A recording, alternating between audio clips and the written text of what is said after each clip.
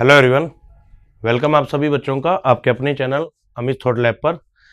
इस साल SSC CGL की जो वैकेंसीज आई है, अगर हम नंबर ऑफ वैकेंसीज की बात करें तो काफ़ी अच्छी संख्या में वैकेंसीज है।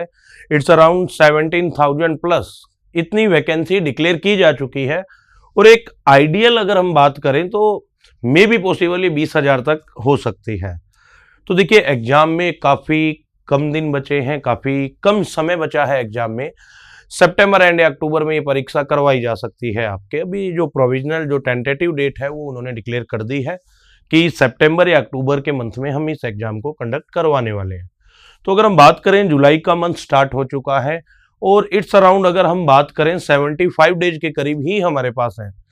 लास्ट के कुछ दिन होंगे, जो 10 दिन बचे होंगे आपके, वो रिवीजन में चले जाएंगे, तो इतना ज़्यादा टाइम नहीं है। और मेरा मानना है कि देखिए, एसएससी सीजीएल की अगर इतनी पोस्ट है, राजस्थान की बात करें तो राजस्थान में भी इस साल अच्छी पोस्ट है आपके। जो इंस्पेक्टर की पोस्ट है, चाहे इंस्पेक्टर की बात करें इनकम टैक्स में, चाहे जीएसटी की बात करें, अच्छी वैकेंसीज हैं। और आने वाले समय में कोई गारंटी नहीं है कि इतनी वैकेंसीज हमें देखने को मिले। तो देखिए, तैयारी सभी कर रहे हैं, लाखों एस्पिरेंट एग्जाम देंगे, लाखों स्टूडेंट एग्जाम देंगे, लेकिन एग्जाम से पहले एक अच्छी प्लानिंग का होना और उसको एग्जीक्यूट करना बड़ा जरूरी है। तो आज की इस वीडियो में हम डिस्कशन करेंगे कि लास्ट के जो 75 डेज है, अगर मैं आपसे बात करूं बच्चों, तो हमारा आज का जो वीडियो रहने वाला है वो इसी चीज पे रहेगा कि लास्ट के 75 डेज के अंदर हम ऐसा क्या करें कि हम सिलेक्शन की ओर थोड़ा सा बढ़ जाए। लास्ट के 75 दिनों में क्या किया जाए कि हमारी जो तैयारी है वो एक सिस्टमेटिक तरीके से जारी रह सके। तो वेलकम आप सभी बच्चों का। देखिए, अगर हम एसएससी की बात करें तो जो अपना सिलेबस है एसएससी का, जो एसएससी का पोर्शन है हम सभी का, वो डिवाइड है स्टूडेंट। अगर एसएससी की बात की जाए स्टार्टिंग के अंदर ही, तो अपना पोर्शन डिवाइड किया गया है 4 पोर्शन में, जिसके अंदर मैथमेटिक्स का पोर्शन भी है।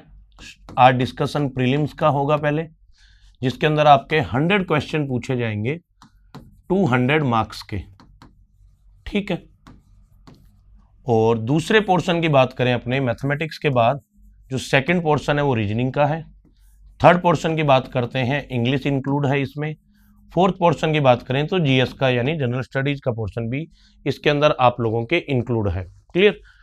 अब इधर देखते हैं थोड़ा सा, 25 क्वेश्चन, 25 क्वेश्चन, 25 और ये 25। अगर क्वेश्चन की बात की जाए, तो अगर मार्क्स की बात की जाए तो मार्क्स का डबल कर लेते हैं, क्योंकि एक क्वेश्चन 2 नंबर का है सभी में।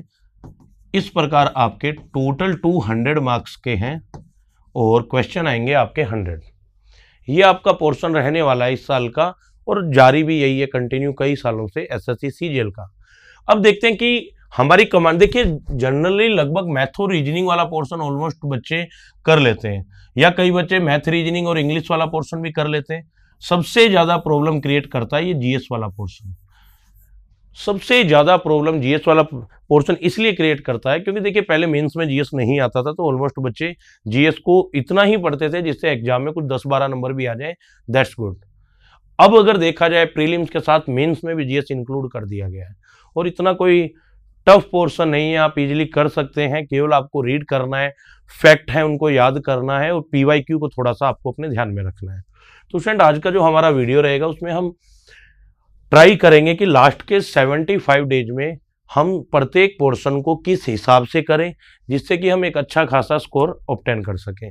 तो देखिए, अगर कट ऑफ की भी बात करें, नंबर ऑफ वैकेंसी ज़्यादा है, तो मेरा मानना है कि जो कट ऑफ रहने वाला है आप सभी का, वो अराउंड 130 से लेकर 134 के बीच में रह सकता है 2024 प्रीलिम्स का।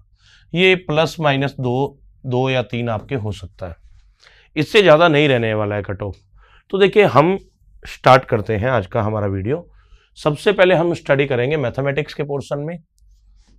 अगर मैथमेटिक्स की बात की जाए तो हम इसे थोड़ा सा डिवाइड कर लेते हैं 3 पोर्शन में, जिसके अंदर आपके नंबर सिस्टम एंड सिंप्लीफिकेशन वाला पोर्शन है, जिसमें बेसिक अलजेब्रा इंक्लूड रहेगा। एक हम डिवाइड कर देते हैं आपके अर्थमेटिक वाला, एक हम डिवाइड कर देते हैं एडवांस मैथमेटिक्स का पोर्शन। कोई फिक्स नहीं है किस पोर्शन से कितने क्वेश्चन आपके आने वाले हैं, लेकिन देखिए मेरा मानना है कि सबसे पहले तो बेटा आपको क्या करना है, सबसे पहला काम आप ये कीजिए, अगर आपने प्रिपरेशन थोड़ी बहुत कर रखी है तो जो PYQ है, प्रीवियस ईयर क्वेश्चन, आप सबसे पहले अगर आपकी तैयारी अच्छी है तो एक दो मॉक टेस्ट निकाल के देखिए। जैसे ही आप एक दो मॉक टेस्ट निकालेंगे तो एक आपको आइडिया हो जाएगा कि कौन सा ऐसा पोर्शन है जो अभी भी प्रॉब्लम क्रिएट कर रहा है। तो मेरा मानना है कि जैसे मान लो आपके फॉर एन एग्जांपल किसी बच्चे के ट्रिग्नोमेट्री में प्रॉब्लम आ रही है, बार बार नंबर कट रहे हैं, तो आप एक काम करो, मिनिमम टू मिनिमम 100 से लेकर 300 क्वेश्चन ट्रिग्नोमेट्री के दोबारा निकाल लो। जब तक आपके प्रॉब्लम सोल्व नहीं हो जाती है, बार बार उन क्वेश्चन को सोल्व आउट करते जाए, जिससे एक समय ऐसा आएगा कि वो कंसेप्ट है आपके क्लियर हो जाएंगे और आपकी जो प्रॉब्लम आ रही है वो थोड़ी सी बंद हो जाएगी। अब हम अगर बात करते हैं कि नंबर सिस्टम के लिए, देखिए रिपीटेड है, सारे क्वेश्चन रिपीट हो रहे हैं। एक तो PYQ आप लोगों को पढ़ना है और उसके अलावा कोई भी आपके पास रेफरेंस गाइड हो, कोई भी आप लोगों ने ऑनलाइन या ऑफलाइन कोई भी कोर्स ले रखा हो, किसी भी टीचर से पढ़ रहे हो, उनके द्वारा आपको दी गई जो सीट है उसको सोल्व करें। मैक्सिमम फोकस आपका होना चाहिए सभी बच्चों का PYQ पे। TCS ही करवा रहा है, वेंडर चेंज होने वाली जो अफवाहें थी उन पे क्लैरिफिकेशन दिया जा चुका है कि TCS ही इस एग्जाम को कंडक्ट करवाएगा। तो एक चांसेस ज़्यादा हैं आपके कि PYQ से रिलेटेड, यानी जो पिछले साल आए हैं उन्हीं का रिलेवेंट पेपर आपका बनने वाला है। कुछ नया इतना ज़्यादा चेंजेस नहीं होने वाला है। तो PYQ नंबर सिस्टम में आप जितना कर सकते हैं, डिविजिबिलिटी पे, LCM HCF पे और थोड़ा बेसिक सिंप्लीफिकेशन पे आप फोकस कीजिएगा। क्वेश्चन मैक्सिमम इन्हीं में से आ रहे हैं। अर्थमेटिक की बात करें तो देखिए कई बार टाइम कंज्यूमिंग भी हो जाता है। आप ये ट्राई करें अर्थमेटिक में प्रत्येक टॉपिक को, जो भी आपके टॉपिक है, अभी समय है, अगर आप न्यू कमर हैं, पहली बार तैयारी कर रहे हैं, तो 2 से 3 दिन आप उस टॉपिक को, केवल उसी टॉपिक को करें, प्लस में मिनिमम उसके 100 से लेकर 200 क्वेश्चन विद PYQ आप निकाल लीजिए, इनफ रहेगा। Concept is Paramount, concept is everything. आप कंसेप्ट को क्लियर करें। जैसे मान लो मैंने आपको बता दिया फॉर एन एग्जांपल कि CISI का कंसेप्ट ये है सर, जैसे ही कंसेप्ट क्लियर होंगे तो उसके जो शॉर्टकट है वो अपने आप आपके माइंड में फीड होने स्टार्ट हो जाएंगे। अगर हम बात करते हैं कि 2 साल का डिफरेंस SI और CI का क्वेश्चन बन जाता है, सर डिफरेंस से रिलेवेंट क्वेश्चन आ रहा है, आप 2-3 बार उन क्वेश्चन की प्रैक्टिस करेंगे तो आपके माइंड में कंसेप्ट फीड हो जाएगा। 3 साल का डिफरेंस का कर सकते हैं। अब ज्यादातर कैलकुलेटिव क्वेश्चन दिया जा रहा है, अगर आपको लगे एग्जाम में क्वेश्चन थोड़ा कैलकुलेटिव है, बड़ा है, तो मेरा मानना है उसको छोड़ना ही बेहतर होगा। जो क्वेश्चन टाइम ज्यादा ले रहा है एक बार आप उसको छोड़ते हुए चलें, और लास्ट में अगर टाइम बच जाता है तो आप उस पर समय दे सकते हैं। फिलहाल एक क्वेश्चन पे 2 से 3 मिनट देना मेरा मानना है थोड़ी बेवकूफ़ी हो जाएगी। फिर आ जाते हैं एडवांस मैथ पे। एडवांस मैथ का आपको वही सिस्टम करना है, एक तो PYQ सबसे पहले, और जो रेफरेंस गाइड है कोई भी आपके पास, पहले आप उस बुक को कर लें, फिर उसके बाद उसके PYQ निकाल लें, और कम से कम एडवांस मैथ के जो क्वेश्चन है उनको 2 से लेकर 3 बार करें कम से कम। जब तक 2-3 बार आप नहीं करेंगे तो जो कंसेप्ट हैं आपके वो क्लियर नहीं होंगे। और रेगुलर टाइम ड्यूरेशन की बात करते हैं बेटा, तो टाइम ड्यूरेशन आप मिनिमम देखिए, कोई फिक्स नहीं है, मेरा तो मानना है, मैं तो ज़्यादातर प्रेफर करता हूँ नाइट के अंदर आप मैथमेटिक्स के क्वेश्चन इवनिंग, नाइट या इवनिंग के अंदर क्वेश्चन लेके बैठ जाइए। कम से कम 3 से 4 घंटे आप मैथमेटिक्स को इसलिए दें क्योंकि यही पोर्शन आप लोगों का आगे यूज होने वाला है मेंस के एग्जाम में भी। तो थोड़ा अगर आप वहाँ इस पे टाइम देंगे तो थोड़ा आपको बेनिफिट हो जाएगा। क्लियर? तो ये मैथमेटिक्स का था हमारा पोर्शन, क्या क्या आपके पूछा जा रहा है, किस प्रकार से करने, और आप इसके अंदर टारगेट लेके चलें 45 प्लस मार्क्स का।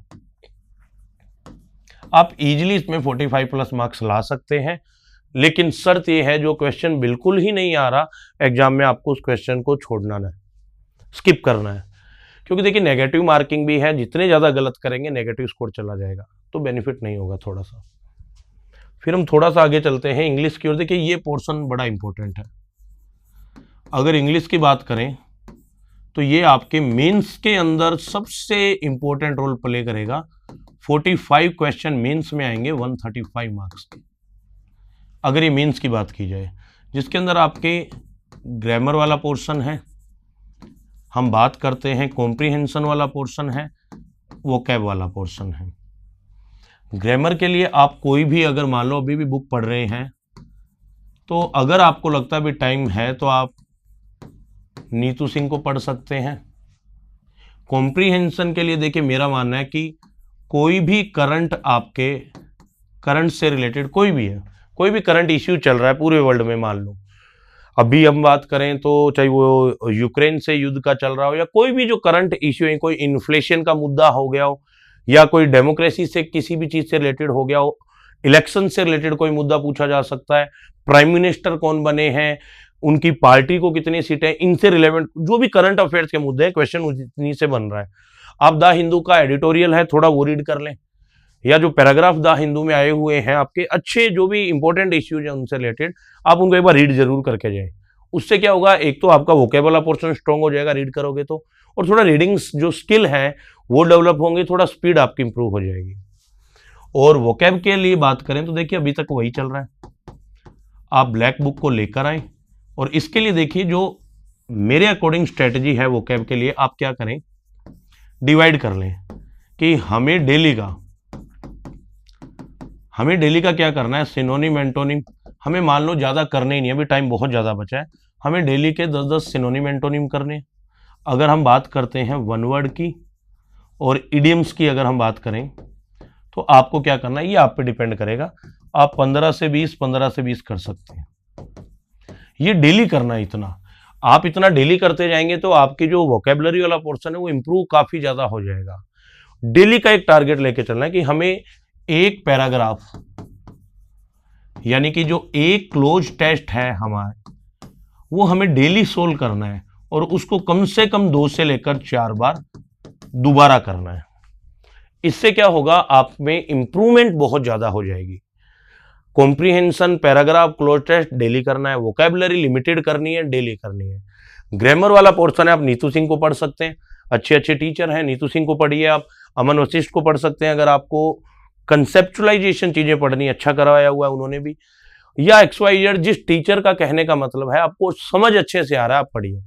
बहुत ज्यादा टाइम नहीं देना ग्रामर पे, कंसेप्ट क्लियर कीजिए, रिलेवेंट जो भी मेथड लग रहे हैं आपके, जो भी ग्रामर के पोर्शन लग रहे हैं, फॉर्म क्या है, वर्ब्स क्या है, कंसेप्ट क्लियर करते हुए चले, उसके बाद उनके relevant PYQ plus other question solve करें, इनफ है। और लगभग इसको अभी से आप अगर टाइम देंगे बेटा 2 से 3 घंटे का, तो मेरा मानना है एक अच्छा खासा स्कोर आप इंग्लिश में ला सकते हैं। फिर अगला आ जाता है रीजनिंग का पोर्शन।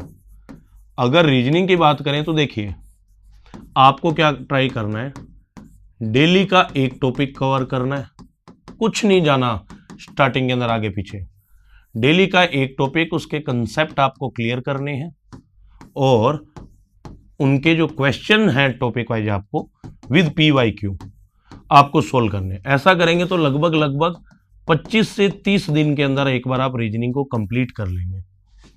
25 से 30 दिन में जैसे ही रीजनिंग आपकी कंप्लीट हो बेटा, फिर आप उसके बाद में मॉक टेस्ट निकालिए और प्रीवियस ईयर जो पेपर हुए हैं आपके, प्रीवियस ईयर पेपर, उनको सोल्व कीजिए। रीजनिंग में इनफ, रीजनिंग का मतलब प्रैक्टिस, रीजनिंग का मतलब इतना ही है कि आपको प्रैक्टिस करना है बस। किसी भी क्वेश्चन की कीजिए, SSC की खासियत ही है, आप CHSL के पेपर निकाल सकते हैं, CPO के निकाल सकते हैं, क्वेश्चन 50 आते हैं लेकिन आप निकाल सकते हैं, आप स्टेनो के पेपर निकाल सकते हैं, कोई भी पेपर निकालिए, SSC का पैटर्न ऑलमोस्ट सभी का सेम है बेटा। क्योंकि देखिए अगर मैं बात करूं सीरीज और एनालॉजी वगैरह की बात करें, कोई फिक्स पैटर्न है ही नहीं इनमें। ये तो आप जितने क्वेश्चन प्रैक्टिस करोगे, किस्मत अच्छी होगी, रिलेवेंट आ जाएगा, सोल्व आउट हो जाएगा, नहीं आ रहा तो स्किप ही करना बेहतर होता है, क्योंकि सीरीज में हम पैटर्न नहीं जान सकते हैं। जितनी प्रैक्टिस करेंगे उतने कंसेप्ट आपके डेवलप होते जाएंगे। तो रीजनिंग का मतलब मेरा मानना है आप प्रैक्टिस करें और डेली का एक टॉपिक वाला कंसेप्ट अभी अप्लाई करें, क्वेश्चन निकालें, इनफ है। बहुत ज्यादा टाइम नहीं दे सकते, 1 घंटा इनफ रहेगा स्टार्टिंग में, 1 से 1.5 घंटा, बहुत ज्यादा टाइम अगर आप नहीं दे सकते। अब आते हैं सबसे इंपॉर्टेंट जीएस की अगर मैं बात करता हूं तो देखिए हम जीएस को क्या करते हैं, तो एक तो स्टैटिक पोर्शन है हमारा जिसके अंदर क्वेश्चन बनता है हमारा हिस्ट्री, जियोग्राफी, थोड़ा सा इसके अंदर अपने इंक्लूड कर लेते हैं पॉलिटी और इकोनॉमिक्स। इकोनॉमिक्स में करंट से रिलेटेड ज़्यादा आता है, एक हम डिवाइड करते हैं साइंस पे, एक हम थोड़ा सा करंट को अलग कर लेते हैं। करंट वाला पोर्शन आपको जहाँ से PDF डेली की मिले, आप डेली मंथली पढ़ सकते हैं, कोई भी अवेलेबल करवाए, कोई भी प्लेटफॉर्म है आपके, अच्छे आज के टाइम अच्छे टीचर्स हैं, वो भी मंथली जीके आप लोगों को प्रोवाइड करवा रहे हैं, वहाँ से भी पढ़ सकते हैं। क्वेश्चंस आपको मिल रहे हैं, मेरा मानना है क्वेश्चन से ज़्यादा बेटर रहेगा आपके लिए कि आप जो भी थ्योरी पोर्शन है वो पढ़ें। आप क्रोनोलॉजी भी पढ़ सकते हैं, उनके अंदर जो नेशनल इंटरनेशनल आपके मुद्दे हैं उनको रीड कीजिए। मंथली आपके जो भी उसमें 2 या 4 पेज आपके काम के होंगे। नेशनल इंटरनेशनल परिदृश्य पढ़ लीजिए, कोई नई बुक आई है, उसका ऑथर क्या है, किसकी डेथ हुई है, अवार्ड कोई मिला, ये मेन मुद्दे आप पढ़ लीजिए, इनफ रहेगा। इनके लिए आप लोगों को ये काम करना है कि आप PYQ सारे निकाल लें एक बार। आप चाहें तो यूथ पब्लिकेशन की बुक आएगी, थोड़ा अगर आपका मन है कि सर पहले थ्योरी पढ़ लें, लुसेंट का सब कोई मना कर रहा है लेकिन मैं फिर भी बोलूंगा थ्योरी है, तो आप थोड़ा सा लुसेंट को पढ़ें, फिर इन क्वेश्चन को सोल्व करेंगे तो आई थिंक आपके कंसेप्ट ज्यादा डेवलप होंगे। तो आप लुसेंट पढ़ सकते हैं, कोई गलत किताब नहीं, अच्छी किताब। एक समय था जब एकाधिकार था लुसेंट का, अब तो काफी बुक आ चुकी है। साइंस के लिए अगर मैं बात करता हूं, सबसे पहले PYQ को देखें आपके, फिर जैसे ही PYQ को देखेंगे आपको आइडिया हो जाएगा क्या पढ़ना है। अगर समय मिले तो थोड़ा थोड़ा सा आपको 9th और 10th की जो NCERT है, यहां से बाहर आ ही नहीं रहा है। 9th और 10th की जो NCERT आप देखें, जैसे विटामिन वगैरह का क्वेश्चन आ रहा है, रट सकते हैं, छोड़ो। बायोलॉजी का कोई कंसेप्ट है, केमिस्ट्री का, कोई फिजिक्स का कंसेप्ट है, समझ नहीं आ रहा, NCERT को खोलो, डाउनलोड कर लें, वेबसाइट पे मिल जाएगी, टॉपिक को निकालें, प्रिंट निकालना है निकाल लें, नहीं तो उनके क्वेश्चन कर लें सारे। SSC क्या कर रही है, जो महत्वपूर्ण बिंदु लास्ट में इंडेक्स दिया हुआ है वहां से क्वेश्चन उठा के डाल रही है। तो मेरा मानना है कि आप साइंस के अंदर वो करेंगे 9th-10th के NCERT, ज्यादा बेटर रहेगा। इसमें भी आप चाहें तो कर सकते हैं, समय है अगर आपके पास तो। अभी GS को आपको टाइम इसलिए देना, कम से कम मिनिमम 2 घंटे आप GS को दें मिनिमम। वो आपको जैसे डिवाइड करना है वैसे डिवाइड दे सकते हो। और मेरा मानना है कि GS वाला पोर्शन मॉर्निंग में आप जितना करेंगे उतना आप लोगों को बेनिफिट ही होगा, क्योंकि उस समय माइंड थोड़ा एक्टिव ज़्यादा होता है। तो आप कर सकते हैं। ये हमारा पूरा का पूरा पोर्शन था। अगर मैं आपको बात करता हूं तो देखिए कुछ पॉइंट हैं जो आप लोगों को माइंड में रखने हैं। सबसे पहले आपको क्या करना है, GS वाला पोर्शन है जो भी आप मान लो उठते हैं मॉर्निंग के अंदर, GS वाला पोर्शन आपको क्या करना है, अच्छे से रीड करना है, ठीक है। और उसके साथ में आपको लास्ट डे जो भी आपने रीड किया था, आपको क्या करना है, उसका उठते ही रिवीजन करना है पहले 5 to 10-15 मिनट, उसके बाद नया पढ़ना स्टार्ट करना है। ये आपकी स्ट्रेटजी का सबसे इंपॉर्टेंट पार्ट है। जो लास्ट डे पढ़ा है, सुबह उठने से पहले तो क्या, सुबह उठते ही सबसे पहले जो लास्ट डे पढ़ा है उसको रिवाइज करें, फिर उस टॉपिक को स्टार्ट करें। और मॉक टेस्ट GS के अभी ना निकालें, जल्दबाजी होगी, सेंस नहीं है किसी भी प्रकार का। और उसके बाद में जैसे ही थोड़ा वो टाइम निकल जाता है, आप क्या करें, उसके बाद इंग्लिश को उठा के बैठ जाएं, इंग्लिश स्टार्ट करें। सबसे पहले आपको क्या करना है, वोकैब रीड करनी है सबसे पहले। जैसे ही वोकैब रीड कर लेते हैं उसके बाद आप ग्रामर वाला पोर्शन उठा लीजिए। अगर आप न्यू कमर हैं, टॉपिक पढ़ रहे हैं, प्लस में उसके टॉपिक के क्वेश्चन निकाल लीजिए और ट्राई करें कुछ दिनों के बाद एक छोटा सा मॉक टेस्ट 12-15 मिनट में आप आराम से कर सकते हैं। एक मॉक टेस्ट निकाल लें इंग्लिश का। और मॉक टेस्ट के बारे में थोड़ा लास्ट में बताऊंगा आपको दोबारा मैं। जैसे ही आप ये कर लेते हैं बेटा, फिर मैं आपको एक चीज बताता हूं। फिर अपने थोड़ा सा गए तो देखिए, इंग्लिश में आप लोगों को एक काम जरूर करना है। इंग्लिश में आपको एक काम जरूर करना है सभी को, जो भी आपने मॉक निकाला है उसको एनालाइज जरूर करें, कम से कम 2 से 3 बार। फिर यहां से जो इंपॉर्टेंट आपके कोई भी, चाहे ग्रामर का कोई आप लोगों को कंसेप्ट पता चला हो, कोई वोकैब का कोई वर्ड पता चला हो, अच्छा, उनको आप क्या करें, नोट करें और अच्छे से शॉर्ट नोट्स बना लें। हेडिंग डाल लीजिए, मैं तो कह रहा हूं सभी के लिए हेडिंग डाल लीजिए। टेस्ट 1 मैथ में अच्छा, रीजनिंग, GS, जिसी में भी आपको लग रहा हो इंपॉर्टेंट चीज है ये, आप अलग से नोट करते जाइए daily. Test 1, test 2, test 3, test 3 बोलिए, इसका आपको थोड़ा बेनिफिट ज्यादा हो जाएगा। फिर उसके बाद आपको क्या करना है, अगर हम बात करें आफ्टरनून की, आप एक रीजनिंग का कोई टॉपिक निकाल लीजिए और उनके रिलेवेंट आप PYQ, और अगर टाइम मिले आपको तो आप मॉक भी निकाल सकते हैं। रीजनिंग में तो आप जितने ज़्यादा मॉक निकालेंगे उतना आपको बेनिफिट होगा। जितने ज़्यादा आप मॉक निकालना चाहें उतना आपको फ़ायदा हो जाएगा। फिर आ जाता है मैथमेटिक्स का पोर्शन। स्टार्ट करें टॉपिक वाइज, सीधा आपको जाना ही नहीं है मॉक पे। Topic wise plus question PYQ और जो भी न्यू क्वेश्चन बन रहे हैं इनको साथ लेते हुए चलें। टारगेट लेना है कि डेली के या 1-2 दिन में हमें ये पूरा का पूरा टॉपिक कंप्लीट करना है और उनके क्वेश्चन निकालने हैं। जब आपको लगे ना लास्ट में, जब आपको लगे कि जो सिलेबस है हमारा वो एक बार हम आंखों के आगे से निकाल चुके हैं, और टारगेट लेके चलें कि जुलाई एंड नहीं तो 10th ऑफ अगस्त तक आपको एक बार तो ये आंखों के आगे से निकालना ही है। फिर जैसे ही कंप्लीट हो जाता है फिर आपको बाद में हमें स्टार्ट क्या करने हैं, मॉक टेस्ट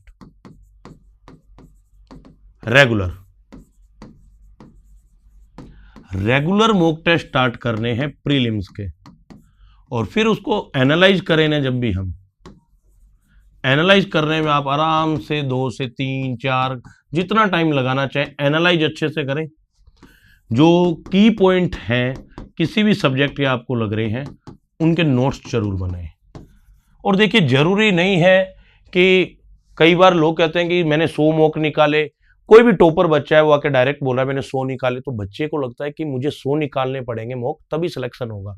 नहीं, आपको एग्जाम तक टारगेट लेके चलना है कि मिनिमम टू मिनिमम हमें 20 से लेकर 25 मॉक निकालने, और इन्हीं 20 से 25 मॉक को आप रीअटेम्प्ट करते जाएं, कम से कम 2 या 3 बार करें।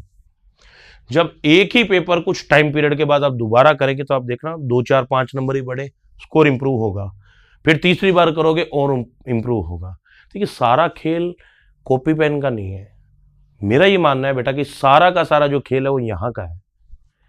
अगर यहाँ आपका स्कोर इंप्रूव होगा और आपका माइंड आपको थोड़ा सा इंडिकेशन देगा कि यार अब आपका स्कोर अच्छा आ रहा है, तो जब आप एग्जाम देने जाएंगे बिना किसी हेजिटेशन, बिना किसी एंजाइटी के आप बहुत अच्छा स्कोर प्राप्त कर सकते हैं।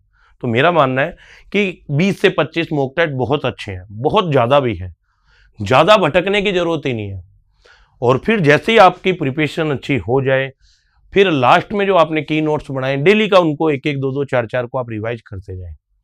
और लास्ट के अंदर मॉक टेस्ट आपको लग रहा है जैसे ग्रामर के अंदर किसी टॉपिक में नंबर कट रहे हैं, क्लोज टेस्ट कट रहा है, 10 क्लोज टेस्ट निकाल दो अगले दिन। आपको लग रहा है मैथमेटिक्स में अलजेब्रा में गलती हो रही है, 2 दिन अलजेब्रा को कर लो, अभी टाइम है।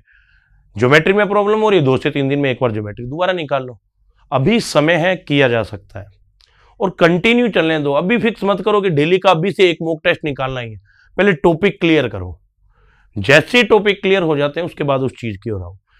रूटीन के अंदर आपको रेगुलर छोड़ना ही नहीं है, जीके को नहीं छोड़ना, एक आपको वोकैबुलरी वाला पोर्शन, ये एक साथ चलने दो। और धीरे धीरे टारगेट आपको क्या करने हैं, धीरे धीरे आपके जो भी टारगेट हो बेटा आपको एक एक करके अचीव करने हैं सभी बच्चों को। ऐसा नहीं करना किसी भी बच्चे को कि वो दौड़ने लग जाए। हम क्या करते हैं, मैक्सिमम गलतियां यही कर रहे हैं, हम क्या कर रहे हैं, दौड़े जा रहे हैं। आपको क्या करना है, जो न्यू स्टूडेंट है उसके लिए, ओल्ड स्टूडेंट है उनके लिए, न्यू स्टूडेंट जो भी है उनको टारगेट लेके जाना है।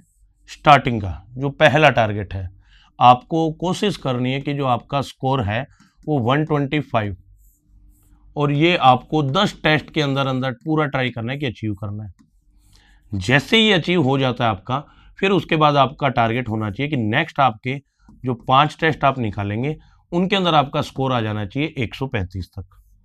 ठीक है, फिर उसके बाद जैसे ही 5 या 5 से ज़्यादा टेस्ट आप निकाल रहे हो तो आप टारगेट लेके चलें, सर अब हमें मिनिमम टू मिनिमम 140 से लेकर 155 के आसपास तक का स्कोर लाना है।